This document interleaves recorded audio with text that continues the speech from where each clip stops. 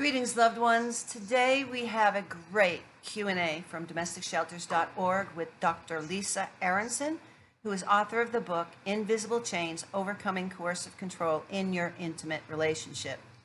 Please help us get these messages out. Subscribe to our channel, follow us on Facebook, Instagram, and Twitter. Hit the like button and the notification bell, and please share these messages with others because you never know, just by doing so, you could save a life. The book Invisible Chains: Overcoming Coercive Control in Your Intimate Relationship is written for people in controlling relationships and for those who care about them. This concept of coercive control is poised to change the way we understand and address abuse and control in relationships.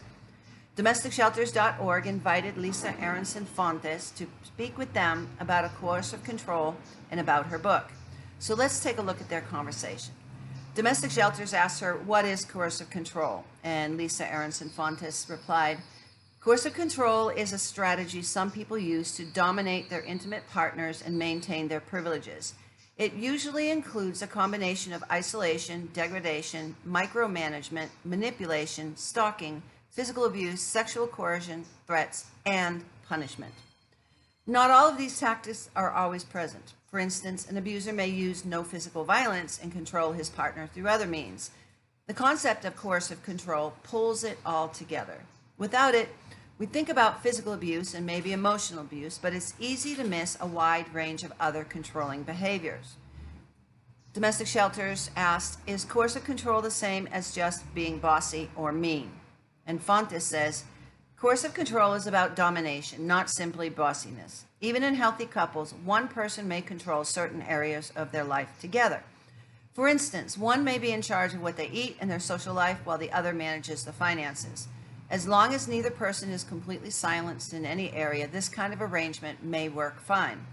The problem is when one member of the couple dominates in many or all spheres and the partner does not feel free to speak her mind. If one person becomes increasingly isolated, distanced from her family and friends, this is also an indication that something is wrong.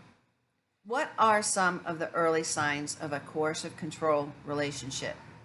Fontes says, at first, controlling partners are unusually attentive, romantic, and charming. A woman may feel flattered that her new partner wants to be always with her and seems to want to assert that she is his. He often takes an interest in her life and gives her advice. He may be extraordinarily helpful, but over time, she notices that she is becoming isolated from friends and family because her new partner claims so much of her time. If she tries to spend time with others, he objects and makes it difficult, so she ends up living a diminished social life. She begins to silence her opinions because her partner becomes easily upset, and she gives in to his decisions because it just doesn't seem worth disagreeing. So how is the survivor affected? What happens psychologically? Fontes says the survivor becomes afraid to make waves within her relationship, so she silences herself. Her self-esteem tends to plummet as she is subjected to frequent criticism.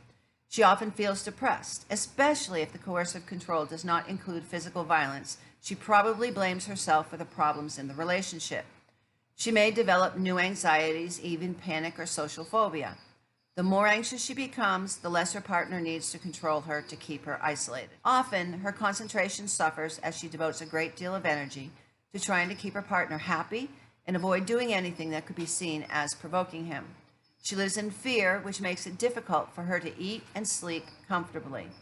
She might also suffer from trauma, threats, violence, or sexual assaults within the relationship, and this can be effects in the real world too. For instance, many women may quit or lose their jobs. Their health may deteriorate from the stress. They may become addicted to street drugs, prescription drugs, or alcohol.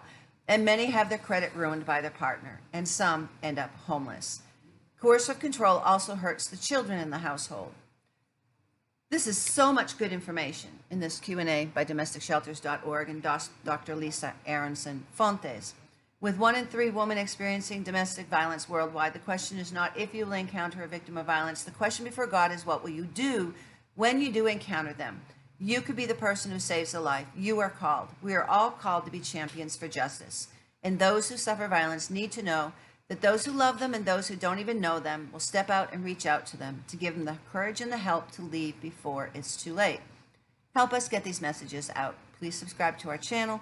Follow us on Facebook, Instagram, and Twitter. Hit that like button and the notification bell and share these messages with others, because you never know. Just by doing so, you could save a life. If you are a victim of violence, listen to me. You are valued. You are loved. You are intelligent, and you are beautiful. God does not want you to suffer violence. He wants you to live free from violence in peace and tranquility. There is a way out. It's not your fault. Abuse is not love. If you're a victim of violence, please reach out to someone. And if you find yourself in a dangerous situation, call 911 for help. Tomorrow, we will continue our discussion about coercive control with more information. Until then, God bless you.